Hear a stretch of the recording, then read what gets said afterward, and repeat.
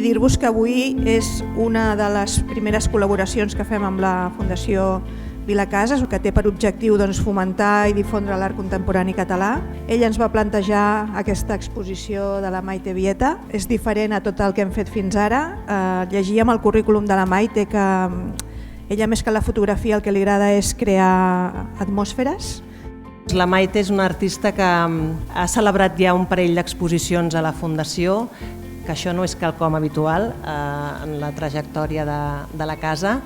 La seva obra es troba entre el que seria l'escultura, la fotografia, la instal·lació. Precisament comença amb la pintura i amb l'escultura, però ben aviat se n'adona que hi ha la possibilitat d'introduir la fotografia en el seu treball, en el seu llenguatge artístic.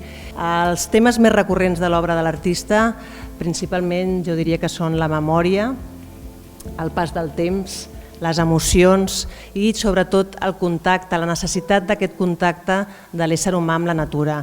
És que jo quan vaig veure aquest espai amb aquestes parets que donen al carrer i que creaven com unes pauses, em va encantar i de seguida vaig visionar, diguéssim, Vértigo, i és perquè vaig veure com una panoràmica, no? O sigui, com que realment les obres quedarien superbé col·locades, de fet és que semblen fetes expressament de mida i no, perquè en el meu fons no és que me consideri escultora, però sí que tinc tota la meva vessant escultòrica i sobretot el que m'agrada és treballar amb l'espai. De fet, aquesta exposició ha sigut un regal per mi, una mica per el que us comentava.